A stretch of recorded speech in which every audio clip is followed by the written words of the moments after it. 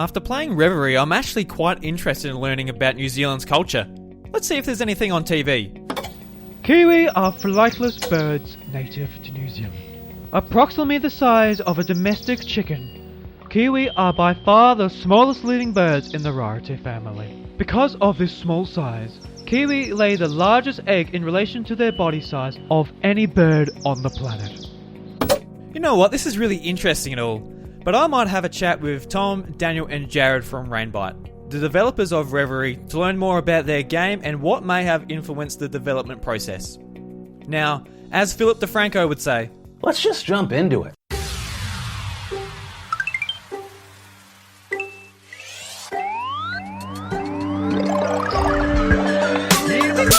What's up everybody, welcome to the House of Mario, the award-winning Nintendo podcast on the 8-Bit Collective, and the doors to episode 82 are open.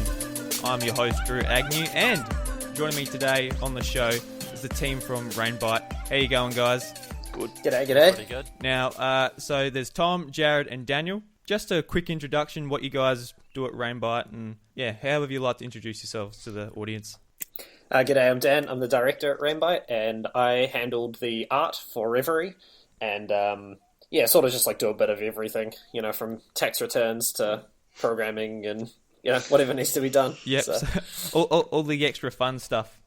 Yeah, exactly. Oh, everyone loves tax returns, eh? Yeah. Oh, great. Absolutely. It's all right if you get a decent amount back.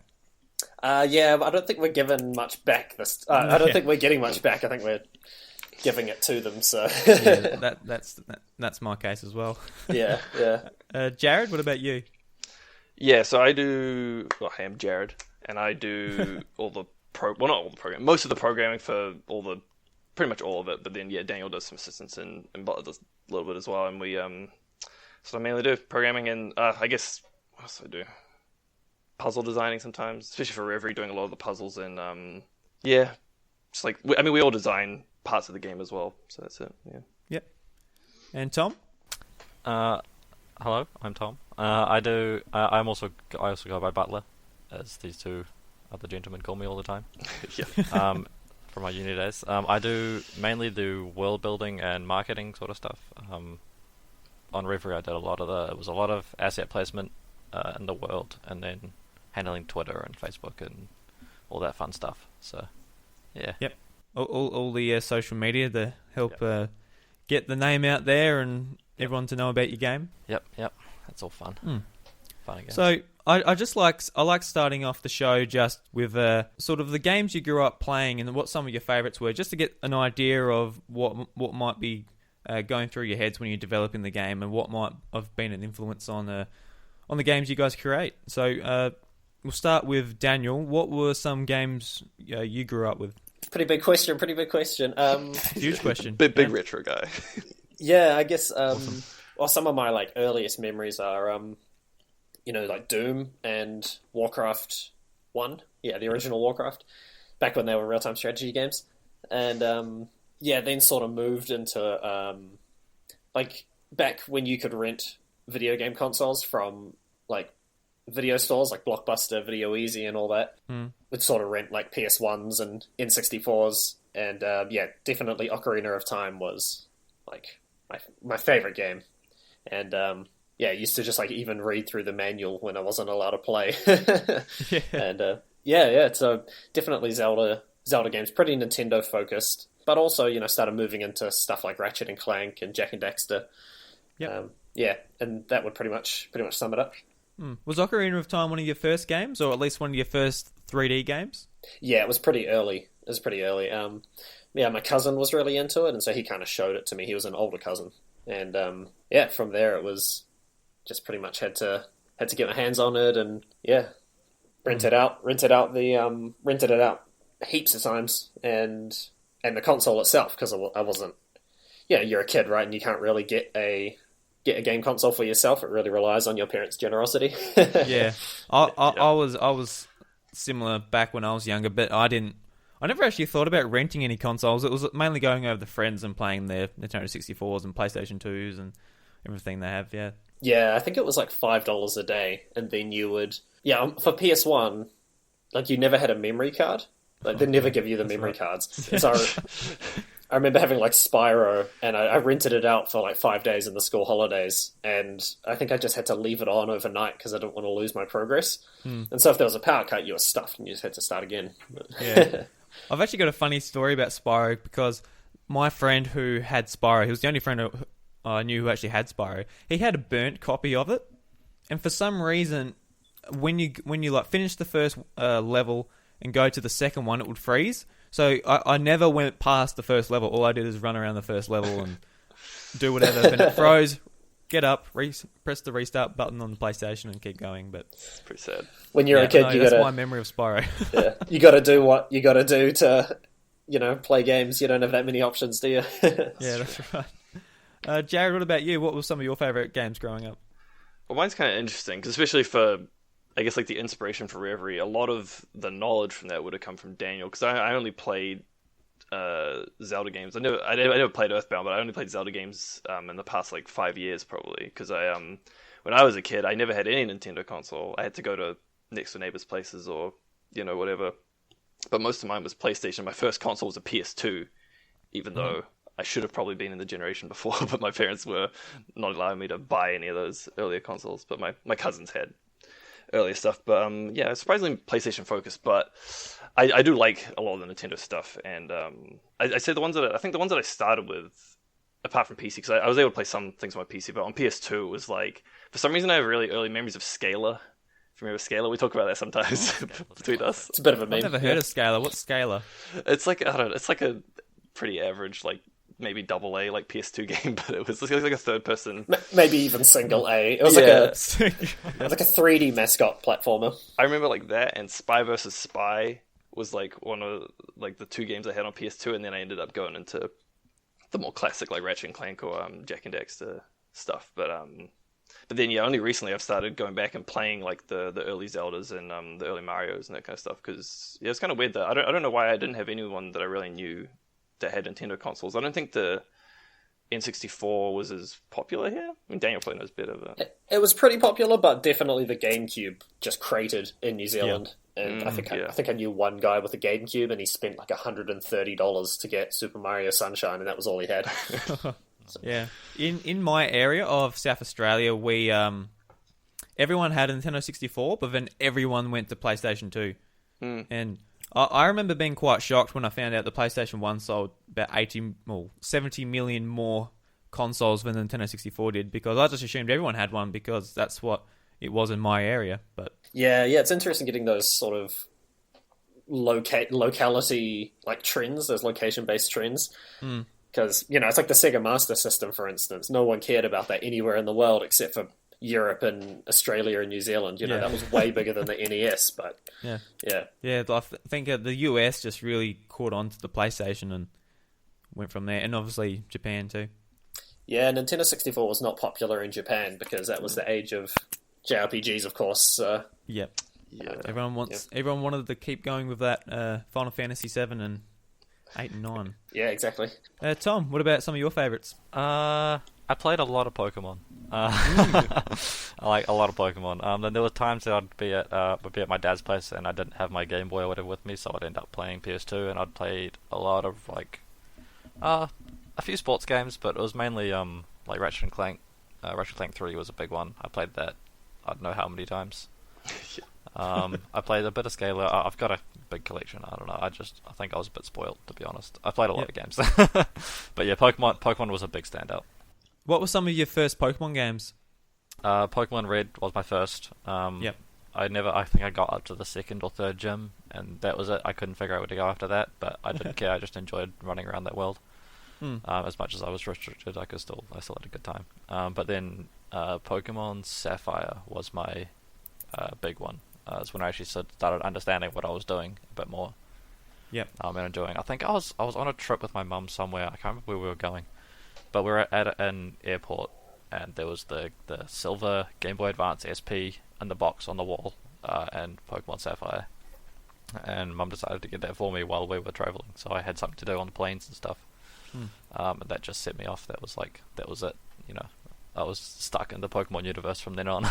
Yeah. He's still there, yeah. He still there, buys like yeah. all of them and plays them all like heaps. Yep. Yeah, Pokemon Sapphire was the big one for me too. That was because my first console was my Game Boy Advance SP because I just played games at everyone else's places, and that was like the first thing I'm like, I want my own and to play Pokemon on, and I got a copy of Sapphire for Christmas, and ever since I've been a huge Nintendo fan, and here we are now talking Nintendo on a podcast. So Yeah. Perfect. Yeah, Sapphire Gen 3 was pretty great. I think I got Fire Red from that generation. I mean, it's sort of it's a Gen 1 remake, I guess. But, Yeah. I remember when Fire Red was released, and I was super excited to go back to like Gen 1, but with Gen 3 graphics, like no way. This is insane. So, I absolutely love Gen 3. It's probably my favorite generation. It's a good one. Yeah, that's really good. Yeah, I remember. I think when Pokemon Emerald came out, it was like the tail end of that generation, and there was very minor differences between Emerald and Sapphire. Obviously, Emerald being like the definitive edition for Gen 3, I guess. it had that huge post game.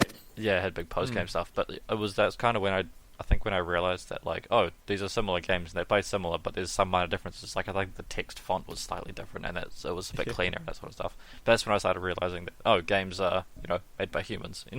They're like there's like people have put real thought into these sorts of things to make things look a little bit nicer or whatever it was. So I reckon apart from Black and White too, I reckon Emerald was the best like definitive version of like what they've done of the Pokemon games. How they added so much to it. Like they added more story to it. How they've got the two teams. They added the Battle Frontier. If you complete the National Dex, you could get a Johto starter. Like there was so much more to do. Yeah, it was really good. It was incredible. Yeah, and just with like the animations too, when because was it Crystal? They brought in animations. Then Ruby and Sapphire, they got rid of them. Yeah, Pokemon Crystal. And Emerald, was very they good come too. back, and it just added so much more life to sprites. Yeah, it was really good.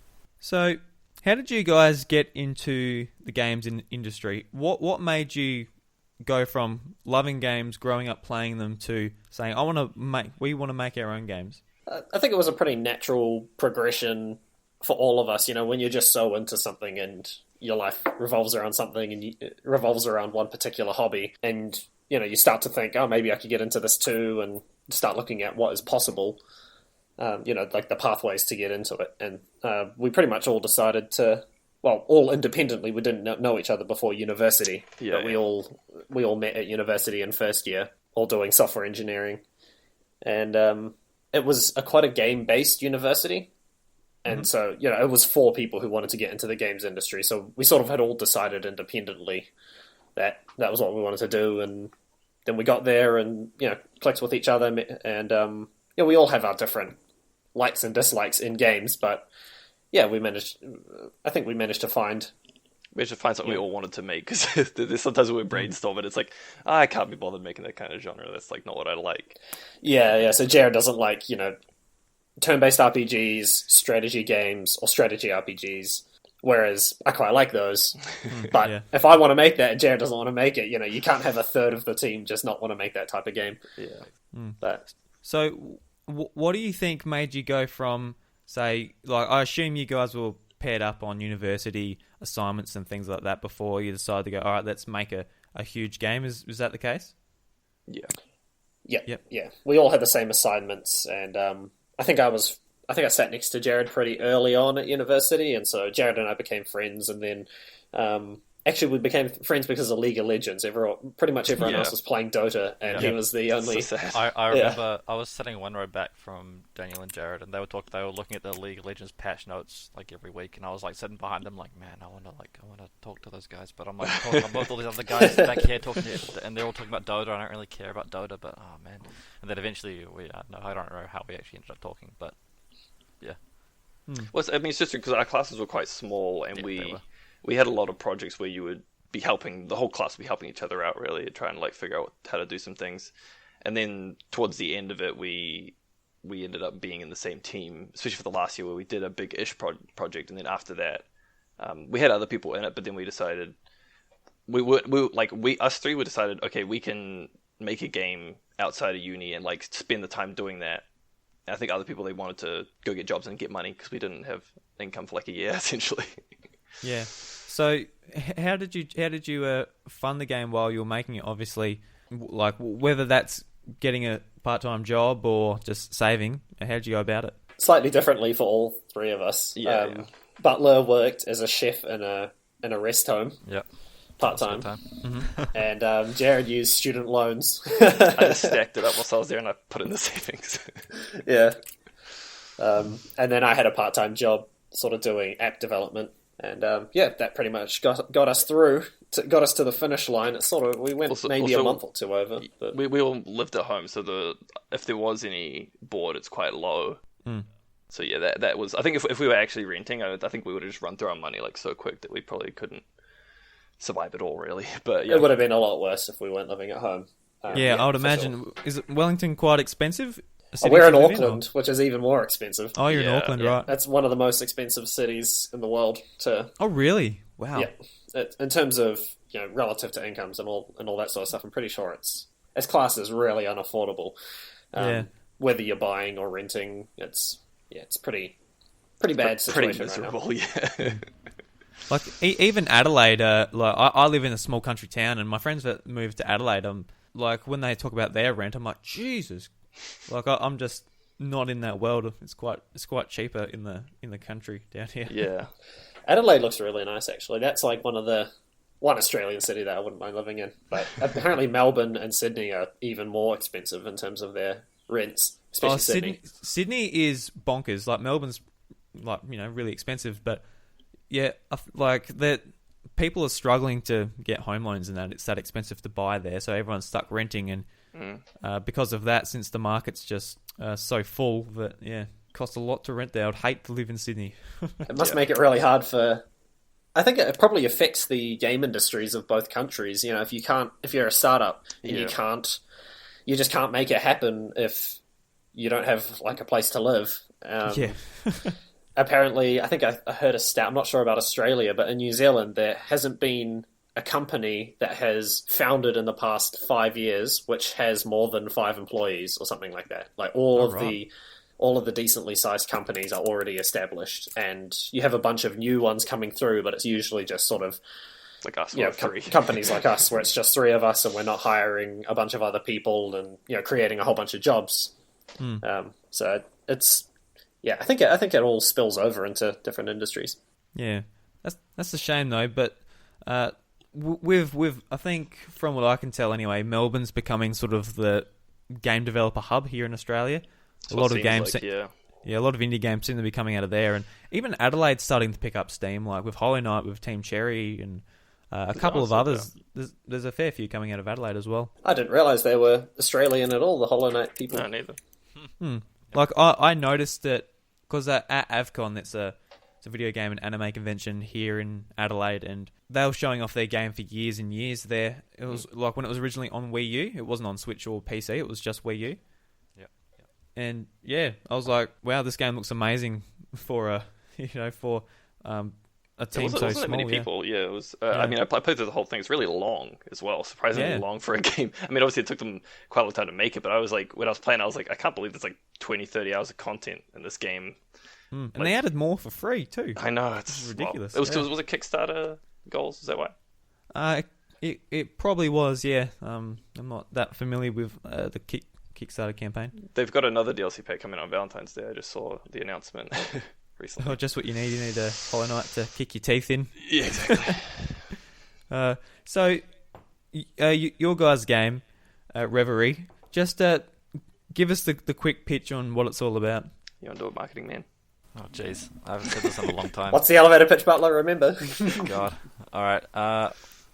Let's see. Reverie is a 2D action-adventure game set on a fictional island off the coast of New Zealand, where you play as Ty, a young boy visiting his grandparents on a summer holiday, when you discover the mysteries of behind the island. And you got to go and explore and adventure and stuff. Good memory. Ad-lib, but yeah. A more natural way of explaining it would just be it's kind of like Zelda, set in modern day New Zealand. With the sort of Maori myths in the background. It's frowned upon to put like other games in your game description though, so that's why you have to word around it, trying to tell people what it is without making it.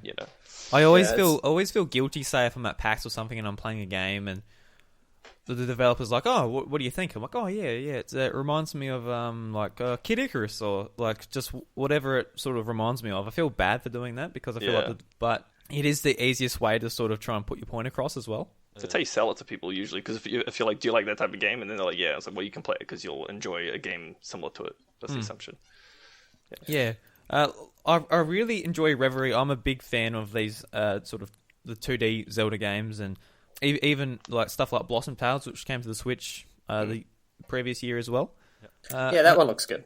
Yeah, and having the sort of the New Zealand theme is really unique and really sets it apart from a lot of these games. So we're hoping, yeah. Unfortunately, the New Zealand setting, I think a lot of people, I mean, obviously Australians know all about New Zealand, and some Europeans, I think, were quite popular for like tourism in Germany and France and those sorts of countries. But a lot of places just assume that the game is set in America or something like that. Like the setting is a little bit lost. Yeah, as long as they buy it, you know.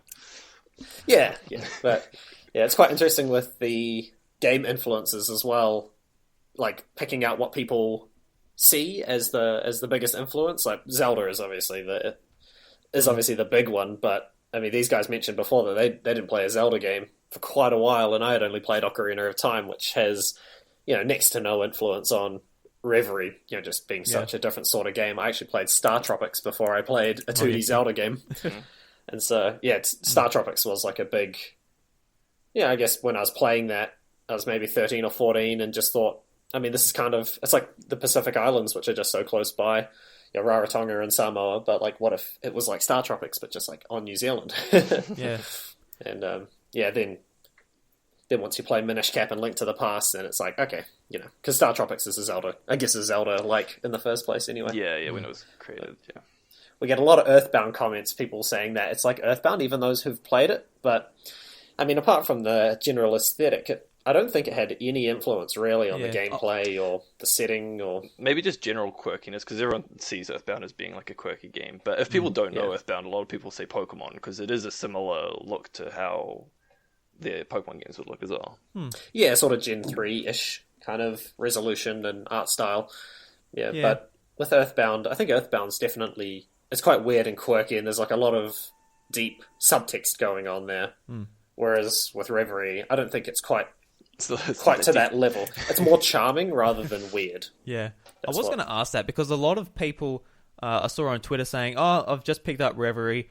It like these guys are big Nintendo fans, and they're saying, "Oh, it's a cross between Zelda and Earthbound." Really looking forward to jumping into it. And looking at the game, I think just from the idea that the game's set in modern times, and your items are weapons from your everyday life, like your cricket bat, your snorkel, and items like that.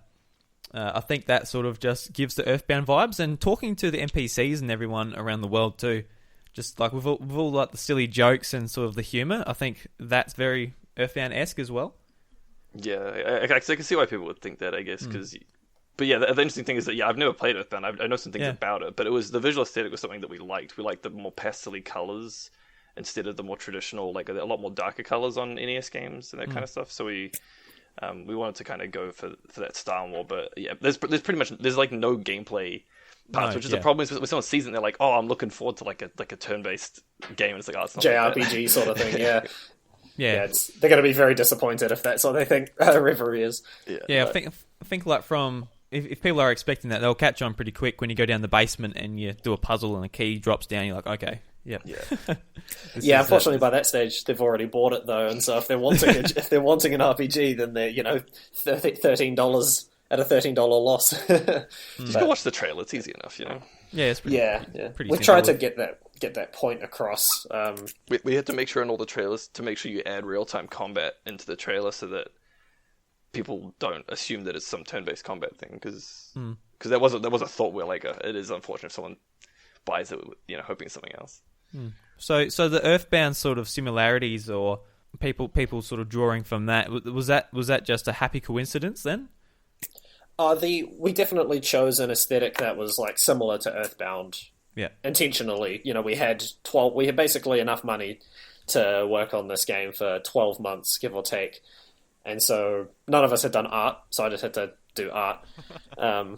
And yeah, it was just, those were the constraints, and Earthbound had like a nice, clean, simple art style, which, because you know how Earthbound is, it's kind of isometric, the buildings got isometric out the back. Yeah. We thought, okay, that does not fit for a Zelda, like, trying to roll around a town and all that sort of stuff. So I was like, what if we did that, except it was straight on? And then we found that Mother 3 exists, Earthbound's essentially the sequel to Earthbound, except it only came out in Japan, and they did the same thing 13 years before. Yeah. But by that stage, it was too late. Yeah, it's not so. Yeah, it's not so much Earthbound, but Mother 3 actually looks like a lot more similar to that. Yeah. So, yeah, now that you say that, like, everyone's saying Earthbound, but yeah, Mother 3 is probably the one where people should be drawing the art style from anyway. It's definitely close to the aesthetic of Mother 3, definitely close, but it's a lot less known because it's limited to Japan and everything. So I'm assuming that's why. Released anywhere else. But obviously the gameplay is just so far away. I don't think it takes any other influences. I mean, none of us have played Mother 3. None of us can play Mother 3 because it's not in English. You can play it, but you just don't understand so much legally. Yeah. Through quite text-based. Through nefarious means, I suppose. Yeah, there's a great fan translation out there. If you are interested, you can play it. Just not on your Switch. No. Maybe one day.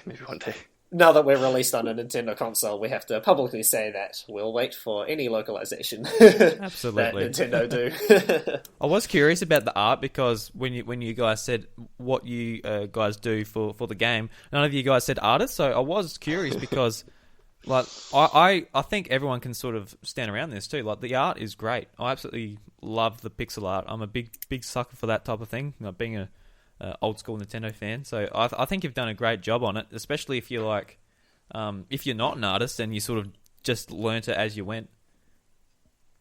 Oh, thanks. Yeah. Pretty much learning as we went. Just kind of pull up. I mean, I've played a bit of Earthbound before, and it's like, this is sort of how they do houses, or like this is sort of how they do trees, and then you just kind of wing it. And the first 3 months, it's kind of looks bad, and then after that, it looks good. Do a couple editing, go back and try and make things look a bit better, just to keep it all consistent. But you don't want to do it too much. I mean, some games will go back and redo a lot. We tried to not do that because of time constraints in a way where it's like, don't want to get away from yourself with that. Yeah, I'd redo stuff that definitely was pretty poor. Early attempts that were just sort of chucked in the game. But yeah, apart from that, it was a relatively smooth process. But there's a lot of things that, are outside of, a lot of new things that we put in the game, which other people haven't, done. So just from an art perspective. So it's kind of... You take like real life reference and just do your best. Yeah, pretty much. Like, we went around and took photos of various things in New Zealand, and I just try and draw them in pixel art form, basically. Yeah. One of the biggest aspects of the games is going into the dungeons and beating those. Was that some of the more challenging aspects of developing the game, or do you reckon that was the most rewarding, getting those puzzles all together and working? Yeah, I think that like it's definitely the most, like, once you've got it done, you're like, oh, we feel like we did this pretty well, assuming you did. You design it, we pre-design it beforehand. We're all like working to see like how many puzzles do we want per dungeon, or what enemies should we introduce, or when should you get the item, that kind of stuff. And when you get the whole thing done, it is pretty rewarding. But then getting towards the end of the game, we got to a point where we feel like we're exhausting the puzzle opportunities or the puzzle variations, that we don't want to make it the same puzzle every time. So we always, for every puzzle, we were trying to add a new aspect to it, so it wasn't just exactly the same. And that is fun in a way, and then at a certain point it gets really hard because you're just doing too many puzzles. Yep. And I guess one interesting thing is that we didn't really do that much iteration. Once we designed it, we actually ended up kind of just doing it as we designed it, and we're pretty happy with how we did most of them. Just the way, and I think that probably helped with development time, bring it down, is we didn't really feel the need to iterate that much on a lot of what we did. We felt like it was pretty good when we did it the first time, which I don't know if that's cocky, if that's just just how it was. But it doesn't quite have that, like, Nintendo games, like when you play Minish Cap or something, you have just that next level of, like, the mechanics integrate so well with the world and with the dungeons. And yeah, we didn't quite have that, like, not quite that level that they get.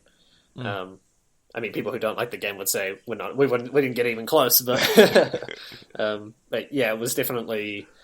It was a game that, we did have serious time constraints on, and I think we had roughly a year to make the game, and we were 6 or 7 months through with 2 dungeons, and we're just like, oh my gosh, like, yeah.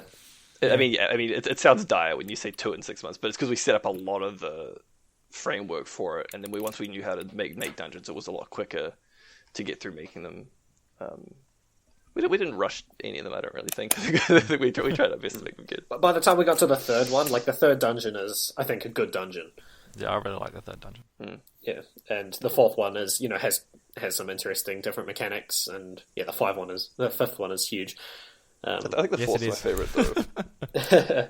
When we initially designed the fifth dungeon, it was bigger than the world map, I think. I mean, it still is, I'm pretty sure. I mean, not in terms of tiles, but in terms of like overall space, because there's missing tiles in the world map. It's a complete square. Okay, yeah. But in terms of like, it's like 4 floors, I think. Yeah, but when we first designed it, it was bigger. Like in terms of tiles, I remember we had like, and then we're like, wait a minute, this is ridiculous. We just start cutting things down. Yeah. But yeah, that was quite funny. Did you find you had to be slapping yourself on the hand sometimes? Like, no, don't make it so big, bring it back, or were you pretty well set and making the game small enough to get it out in time? I think we scoped. That was probably one of the strengths of the project. Yeah. Was how we scoped it, and we didn't let anything get too out of control. Like, we had a lot of ideas and all that sort of stuff, but yeah, we were pretty quick knowing whether it was going to be possible to actually make it into the game. So yeah, a few things got cut very early on. So we cut one dungeon, and then we were going to have you know how you collect feathers throughout the game world. Yep. We were also going to have like fishing, like you fish in different spots, and there's a chance of getting different breeds of fish, but it just didn't. It didn't fit into any other mechanics in the world. Like, I mean, I guess it would just be a consumable or something like that. It was just like another collectathon, essentially. Yeah, I definitely respect sort of you guys like keeping it nice and small and compact and tight. A lot of games try to be like, oh, we're trying to make it like as big as we can, so it can take as much as your time, and you're not moving on to other things like what the competition might be. That's probably more in the AAA space, but I really do respect like being able to pay your like $20 and sit down and get a nice, say, 10-hour experience. Just being able to play through the game, enjoy the puzzles, clean up a few things in the overworld, talk to everyone, do the side quests, and that's pretty much your experience. And I think you think back a lot more fondly on that rather than thinking about like a lot of filler, which a lot of games like tend to put in. Yeah, we were trying to actively not like we didn't want to waste the player's time, which is something with the puzzles. We didn't want to reuse the exact same puzzle every time, because if we did, you could beef it out, and you could like double the length of it if you just added a ton more of very similar stuff. But we wanted to keep moving, and we didn't want to like outstay our welcome because we knew that it could get quite repetitive if you were doing that. But we still wanted to have a decent amount of game there, and I feel like we had a pretty good time. Like we ended up with a pretty good length. There are definitely some people that say it's like way too short, but maybe they're just really good at it. They finish it like their first time in like 3 or 4 hours, which is kind of crazy. I mean, like that's what I can finish it in now. But there was a review actually recently that said that they finished it first go in something, I think 3.5 hours. I was like, wow, that's pretty impressive. Like, if you haven't played the game before, man, that's great. Yeah, you must be just rolling to the next dungeon, just go. Yeah, probably. Yeah, I don't think they didn't do any of the extra stuff or anything like that. They just would have been powering through it. But yeah, it's just avoiding filler and making sure that the player gets something new every 15 minutes.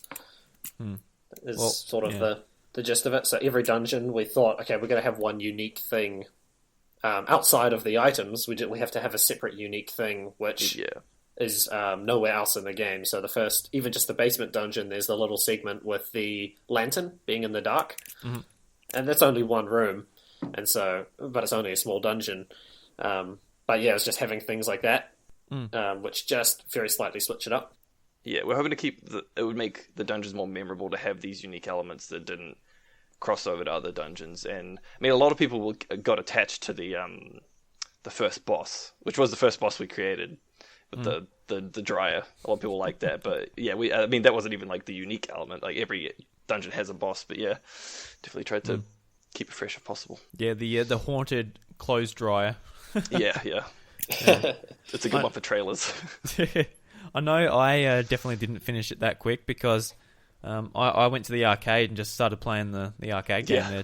Try and beat what's his name? Was his initials? Was it BRN? Was it Brian? Yeah, Brian, yeah. Brian, yeah. I Yeah, beat him, that punk ass boy. Yeah. Yeah, people like that one as well. Even before the Switch release, just going back to when it was on PS4 and PS Vita, 6-9 months afterwards, we were still getting tweets from people like showing us their High score scores. and all that sort of stuff. Awesome. Yeah, their high scores, which is pretty cool. I think someone managed to get like 50,000 points or something ridiculous. It's crazy. It's a Yeah, very I was like, linear damn. scaling game. So if you can stay alive, you can just keep playing it, and you can just keep going. If you want. People were wanting us to sort of separate it out and make it like its own game for $2 or $3 on Vita. Oh yeah, cool. Yeah, But no, we didn't. We obviously didn't. just fill it up with trophies and Yeah. Yeah, Maybe like half an hour. There's a market for that. There's definitely a market. definitely, for that.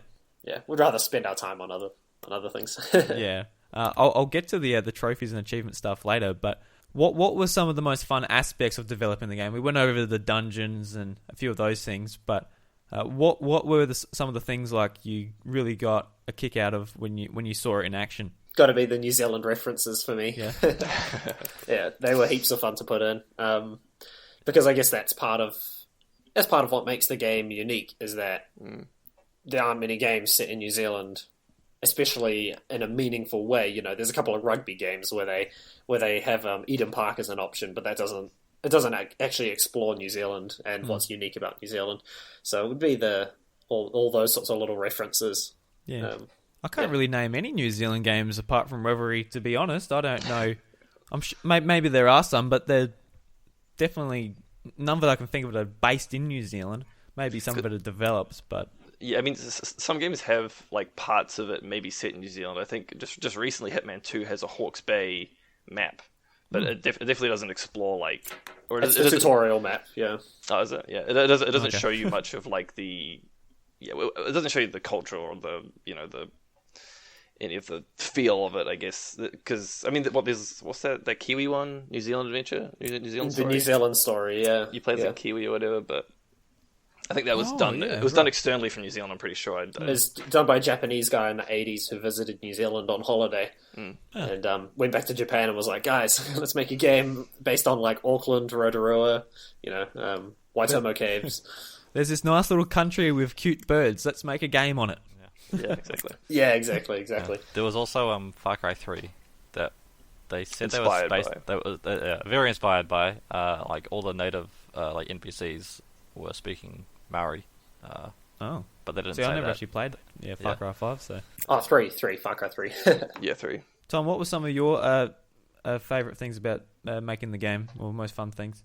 I think because we stuck to kind of what we enjoyed most as like our roles, I really enjoyed making the world, so like that's kind of my role. So because I like doing that probably the most, I guess. Like building out the world and like kind of designing the overworld in a way. Like the forest, particularly of Reverie, is one that sticks out because that was the one I did first.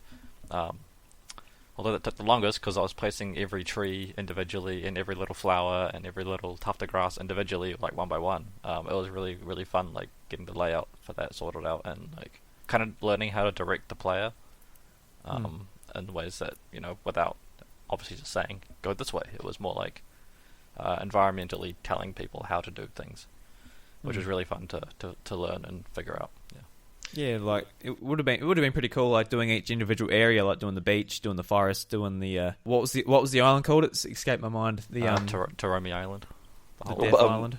The little the island little top mini two. one. The key, the little Yeah, key. Butler's Butler's Key, named after me. Yeah, Yeah, it would have been cool, quite sort fun. of differentiating all those different areas. it was really cool. Yeah, the volcano was also really fun to make, just because there was a couple of unique little sprites to use for there, so I could like kind of make like cool things with those. But yeah, That's cool. What were some of the biggest challenges while developing the game? Probably time. Time. Yeah. Thinks that always is, right? Yeah. Do we have any specifics though? I don't know. My art skills would have been another one, for a good portion of it. yeah. I guess it was kind of probably just our skills, since we had to design the whole game, not just because we're all programmers. So going from all programming backgrounds to suddenly, we need like world building and marketing and art and and like puzzle design and stuff. It's like it's quite a lot.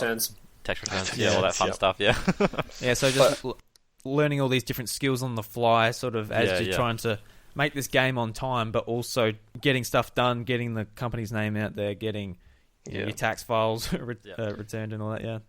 Because I think a big thing that would have been a challenge, which is just overall, I guess, is like it's our first. I mean, it wasn't our first time making like a decently big game, but it was our first time making a game for consoles and making a game that had like proper saving and having a game where you had to design a whole proper world. And so like getting like a workflow that was like, okay, the art needs to be like this so we can use it in the engine a certain way, or making sure when you set up an NPC do a certain thing so that it works. But it's just because of how we designed some of the ways that we would implement stuff, it wasn't that great.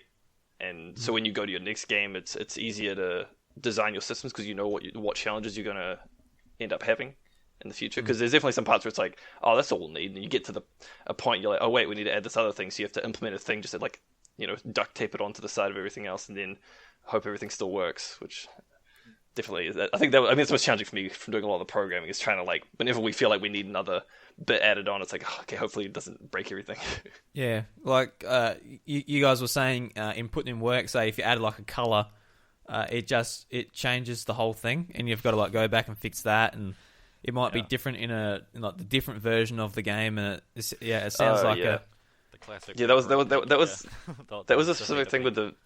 It was a specific thing with the Vita that we had, which is why you definitely got to test on hardware, is that the Vita would randomly change colors for some reason. It wasn't just colors; it had other problems, but just I don't know why the hardware interprets it differently. It was very odd, but that could be it. It can be annoying, but it's things you can't even foresee the problem, because why would that be a problem?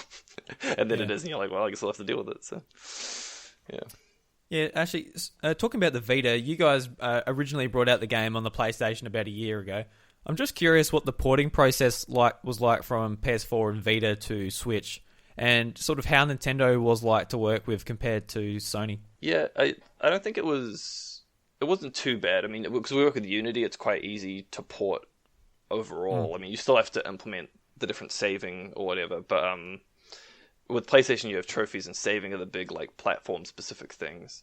But then on Switch, you don't have trophies, so we added our own system in, which was another whole mission. But we you don't have to like deal with their system side stuff, so it's only saving, and the saving was quite similar to PS4, I think.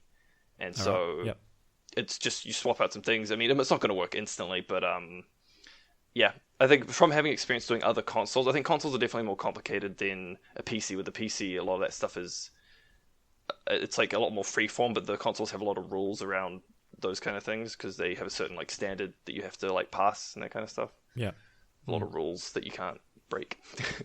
And Nintendo were good to work with as well. They're pretty. Yeah.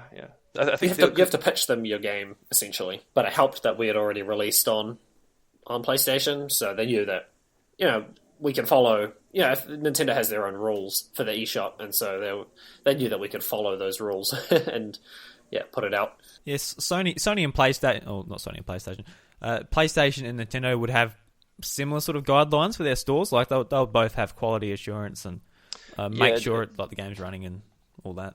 Yeah, I mean a lot of it is quite similar.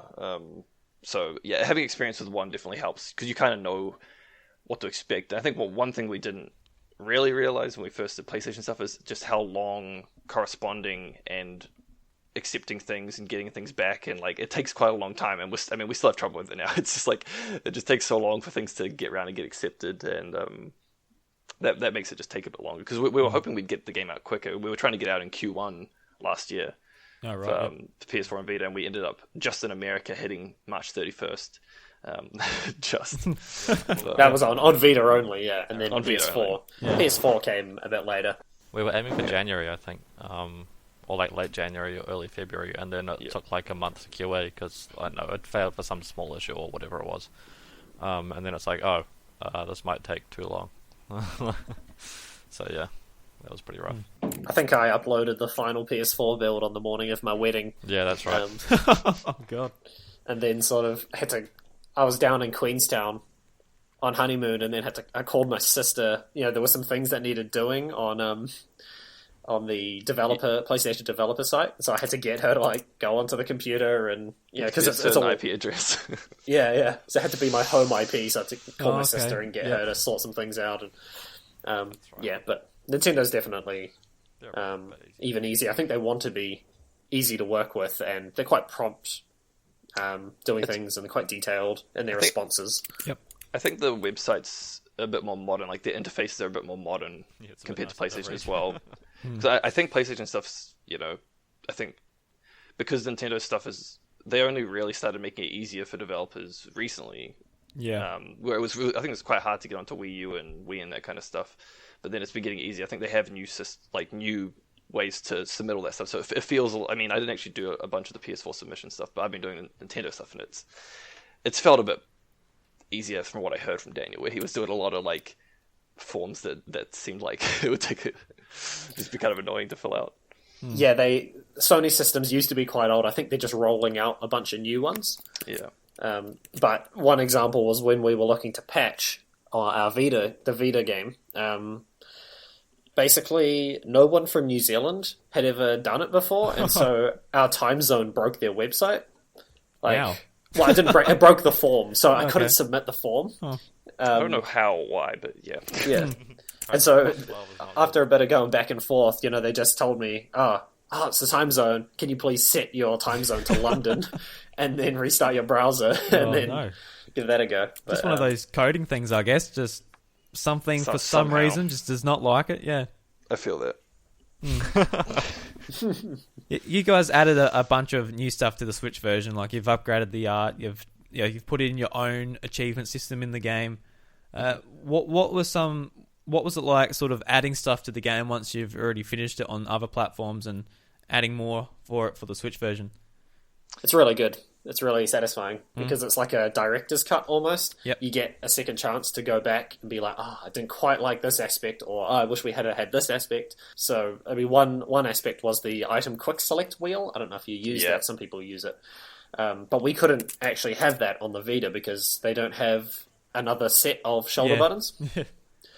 So that was a good one to be able to do and go back and fix up some of my terrible sprites and add more lines of dialogue. I think that the quick select's probably the biggest request we had, whereas like the inventory felt a bit clunky, and so having a way to quickly select things, it wasn't something that we instantly thought of, because when you think of those old games, they didn't have something like this. We were like, we'll just do it how they did it. But then you release the game and you instantly get like so much feedback, and you're like, okay, well, we should probably add something like that. But then adding other elements to the world and stuff was it's really good to have those extra things. It kind of like fills it out a bit more as well. Especially 'cause we added a bunch more like dialogue lines as well, just like flavor text. We loved adding those little jokes and everything. Yeah. Were some of these things like little nitpicks? Like once you release the game on the PlayStation, you're thinking, I wish we could just change this, but we just didn't have enough time. But when you guys decided to roll around and do the Switch version, you're like, all right, this is the chance to put it in and like give new people a more full experience, like a little bit more on the game. Yeah, like a little bit extra, a little bit more incentive to get the new version rather than just maybe get the old version. Yeah, I think getting feedback from people over the course of the year after releasing on PlayStation also gave us a few more ideas. Yeah. Definitely dialogue was, people said, because on the PlayStation version, they just say the same line, exactly the same line, no matter how many times you talk to them. But on Switch, they might have 2 or 3 lines. And so, yeah, that was an aspect that people wanted changed, but that wasn't something that we thought about putting in beforehand. But we just found out essentially after the fact that a lot of people would have preferred a bit more variety in the dialogue, and certainly the trophy system. Obviously, Nintendo doesn't have a trophy system like PlayStation does, but if we launched on Switch without a trophy system, it feels like it's like it's been removed. It's like less content, essentially. Yeah. Because we have a lot of jokes. I know you guys are big that. fans of a trophy system. So yeah. When I saw that was implemented, I thought that was like really, really smart, because you were saying how on PlayStation, like a lot of people were going for the Platinum Trophy because it was obtainable and it was fun to do. And I just want to ask you, because you guys reached out to Greg Miller to sort of do the trophy consulting. For those that don't know, Greg Miller's a big PlayStation fan, kind of funny, and he's always complaining that developers are not implementing trophies in the right way. So what was it like sort of going back and forth with him, trying to make sure the achievements and that were right for the game? It was pretty easy, because I think we all kind of know what a good trophy list is already. Mm-hmm. So we kind of just like wrote the list. We kind of just took some out and put some in kind of thing.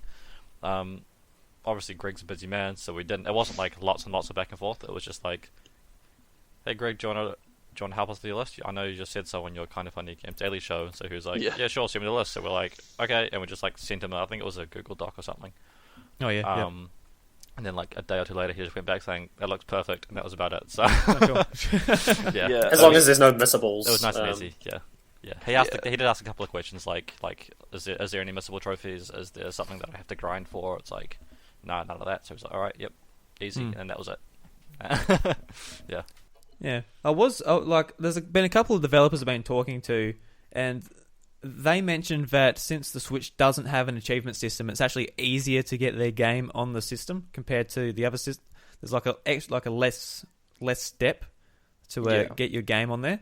Do you find it as I guess not a positive, but is it not such a bad thing that Nintendo doesn't have the online system, or would you personally like to see it on there? I'd like to see it. Jared's a big trophy man, so yeah.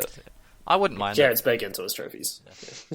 Yeah, I don't mind either way, personally. From a developer point of view, I think makes it easier. Yeah, it makes it easier, but on the other hand, trophies are an opportunity to, make more jokes, basically.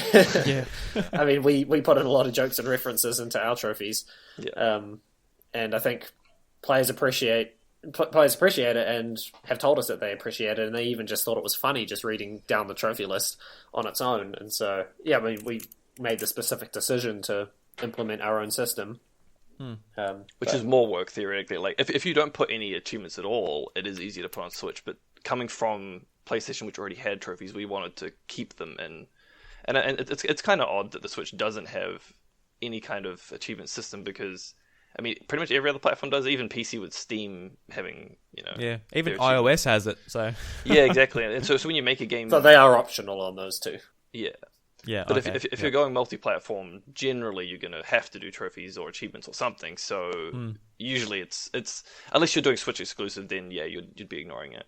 And then it would make it easy, because yeah, in terms of the specific system side stuff, it's usually saving and trophies are the two things which are different for every console, and since Switch doesn't have one of those, it's just saving, which does make it a bit easier when developing for it. Yeah.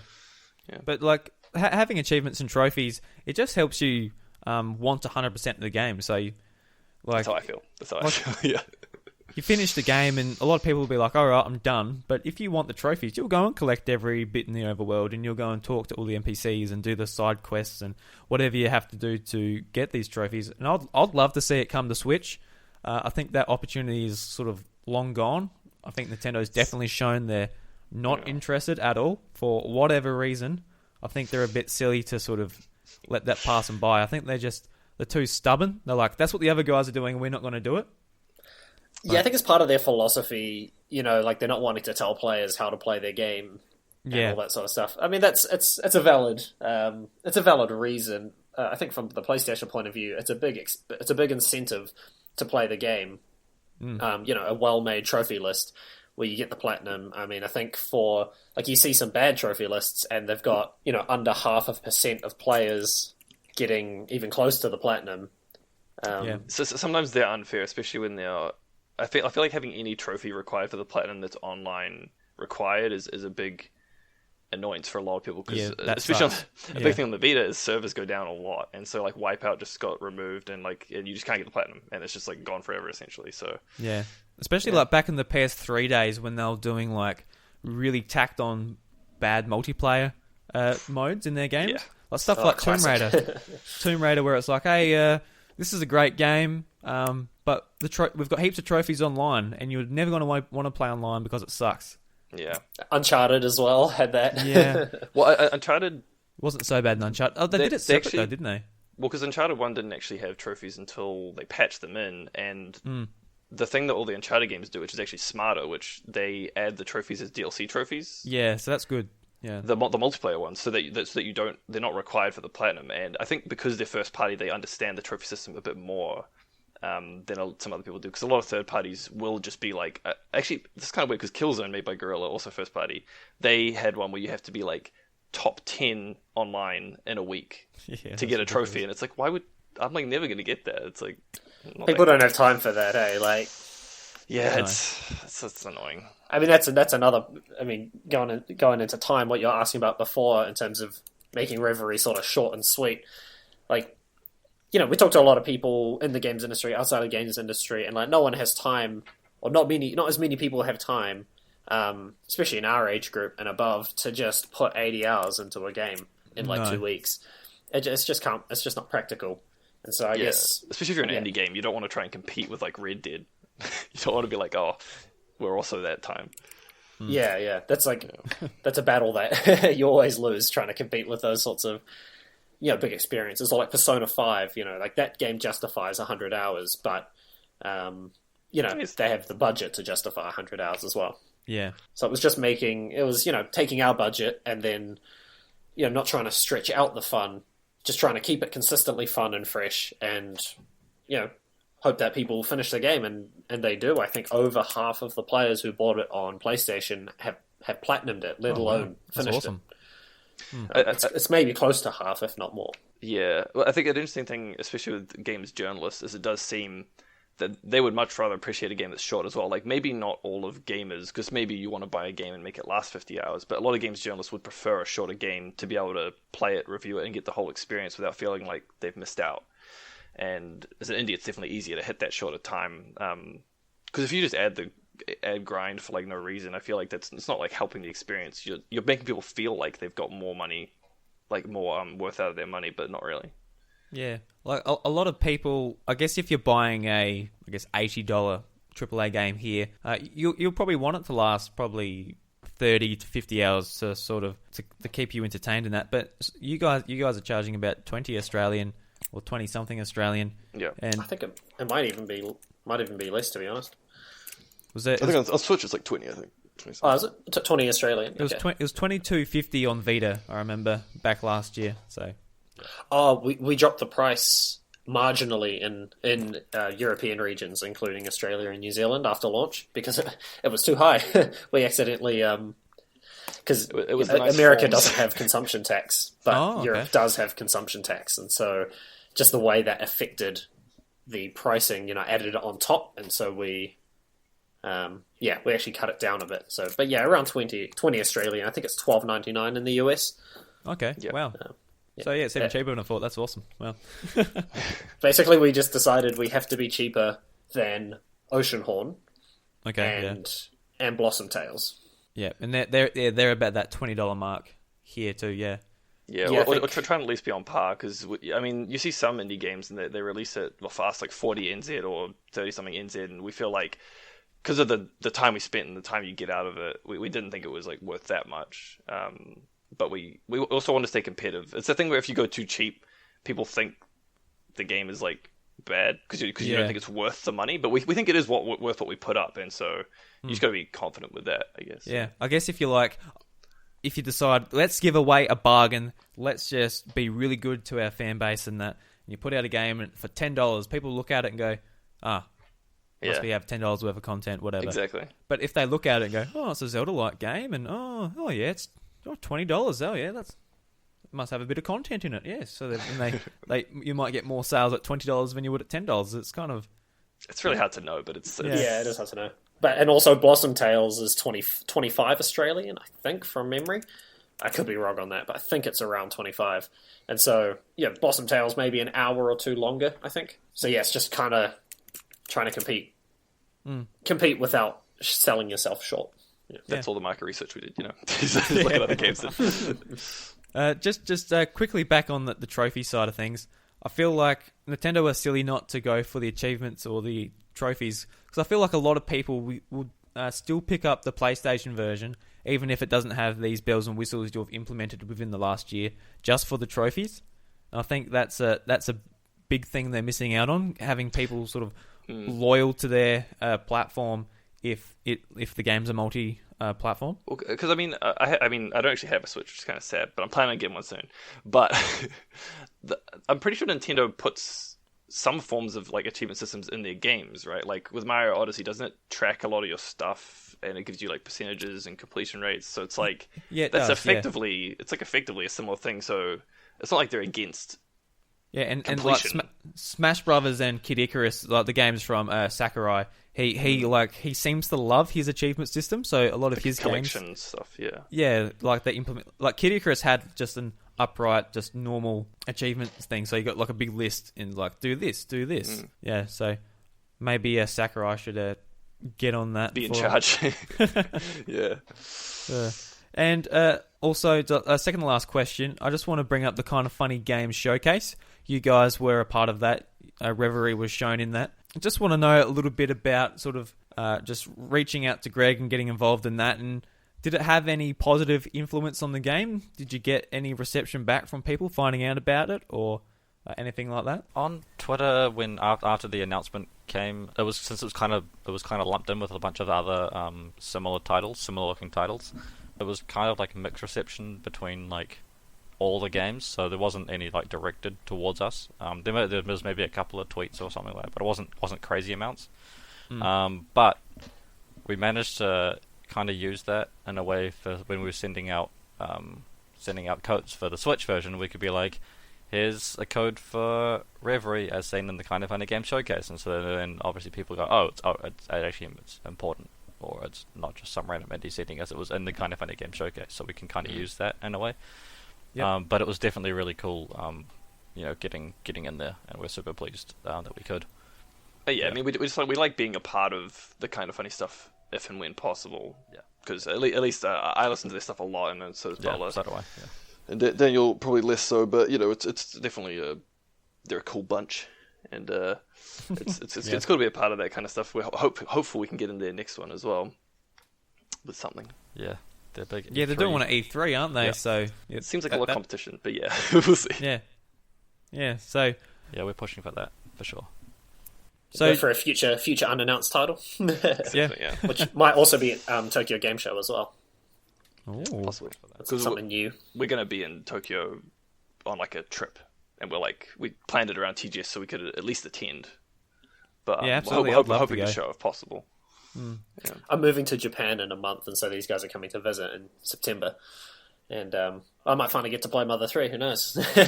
Yeah, if you learn Japanese and go to an older store and get the Game Boy Advance copy. I'll definitely be hitting up the retro stores. I've been to Japan twice before, and left a lot of room in the luggage to I won't have bring, much room, bring but I'll see. So, Daniel, if you're moving to Japan, how's that going to affect sort of the team relationships and like development on your next game? Well, it'll have an effect in terms of maybe time zones a little bit, but we already worked separately on Reverie because we live quite far apart. Auckland is, I guess maybe like Melbourne, massively spread out, and so I'm sort of centrally westy, and then Butler's way north and almost actually outside of the Auckland region. Yeah, almost. And then I'm also nearly outside the Auckland region the other way. Yeah, way east, like deep east, and so we're all 40 minutes to an hour away from each other. Okay, yep. And to save money, we didn't even rent an office. We just worked from where we lived. Oh. So it'll probably be a similar situation. It's just these guys will start work at 9 and I'll be starting work at 5. Yeah. Oh, fair enough. I sort of just assumed you would, like, if you're living in the same city, you would all work together. But if saving money, just working from your home and using the internet, that's probably the way to go about it. There are shared spaces that we could be using, but that's also like travelled costs for us and time, and it's like we just work from home. We did get together once a month, yeah. Once every month or two, and for dungeons we drew things out on paper together. I actually have those documents here, paper drawings. And guys, I'll finish up the show with a question. If you guys could make a game from one Nintendo franchise, what would it be? Oh, that question is a good one, but it's just like too many options. It's like a buffet. Yeah, Probably Star Tropics 3 for me. I guess most people would assume we'd pick Zelda or something, like a 2D Zelda, but I feel like I'm not really that keen to jump straight back into the same genre, so I don't even know what I want to pick though. With Zelda, you have like 30 years of fan expectations to live up to. Yeah. It'd be pretty There's, scary so making much a Zelda game, I would imagine. Actually, the one I would pick, I want an F-Zero sequel, another one. So we do a racing game. Branch out. Yeah, definitely. Someone's got to make it. Nintendo won't, so... Exactly. Yeah, F-Zero's a good one. I'd love to work on a Pokemon game. But yeah, Just switch it up, Butler. They've got the same formula for too long. I know. Yeah. Well, there you go. F-Zero sequel and another Pokemon one. We know for sure that's getting made. coming, so Yeah, and then Star Tropics 3, which I don't think is ever coming out, unless we have something to do with it. But Hey, reach out to Nintendo. I don't know if anyone cares about the franchise, really. I mean, when was the last one made? We'll make them care. the last one made was Star Tropics 2. I think it was like 1991 or 90. No, it was like one of the. It was the second to last NES game ever made. Wow. Oh, really? And Well, it was only released in America. So Star Tropics was never released in Japan, either 1 or 2. Oh, wow. so it was never on the Famicom. That's different. Yeah. Yeah, I think it was. They wanted to make something specifically for Americans, and so it's like a young American boy is the main character. He runs around with a baseball bat or something like that. Oh, He's got a yo-yo. I think. He's got a yo-yo. So, I mean, that was we put in the yo-yo sort of as a nod to Star Tropics there. But not many people pick up the Star Tropics reference. Someone on Giant Bomb picked it up, I think, on the video. Did they? Yeah, it was mentioned. It was mentioned once or twice. So it's nice seeing it because Star Tropics, believe me, it had 10 times more influence on the game than Earthbound did. Yeah. Yeah, so if anyone's going to write an article about what anyone said on this podcast, probably that would be the quote to take. Star Tropics has had more influence on the game than Earthbound. Yeah, and certainly That's in a terms good of one. how it plays. Yeah. Yeah, please get that message out there. I'm sick of hearing about how it's an Earthbound clone. I don't blame you. That's why I try and stay away from it. But I feel like that's a question a lot of people would have liked to hear discussed.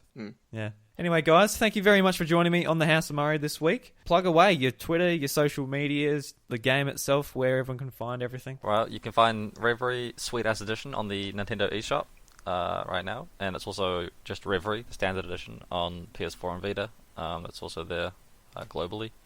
You can follow us twitter.com/Rainbite or facebook.com/Rainbite, either one. There's also at Jared Trail and at Butler Stomp on Twitter as well. But other than that, that's pretty much everything.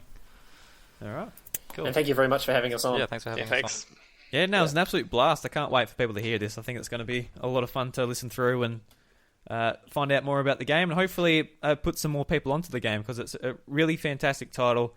I love sort of people's take on sort of their own dungeons and puzzles and overworlds, and the New Zealand aesthetic and theme is really awesome, and I hope people get to experience it for themselves. Thanks very much. Yeah, I think the response so far has been quite good. We actually saw our first sales figures last night, so we're not allowed to say what those numbers are, but I think I'm pretty sure I'm allowed to say that the first day of sales in the first day of if you're not sales. allowed to. No, I can't say numbers. We definitely can't say numbers, but the first day of sales on Switch was equal to the first week on PS4. Oh wow, fantastic. Yeah. That's awesome. Congratulations, guys. That's awesome. So bring on the next one. Bring on Reverie too. Don't say that, no. When you guys are talking about the sales, I was like, well, you sound pretty happy now. You're not like, oh god, hey, what's going on? It's just nice that at least someone bought it. Yeah. All right, guys. Catch you later. Cool. Thank you very much. Cool. Cheers. Thank you so much for listening to the House of Mario episode 83. If you enjoyed the show, be sure to subscribe on podcast services and leave us a 5-star rating. You can find me at iDruby on Twitter and the show at the House of Mario. And if you'd like to join our Discord community, there is a link in the show notes to be invited to that. And we are a part of the 8-Bit Collective. Over 20 Australian podcasts coming together to put awesome audio content in your ears. And until next week, have a good time.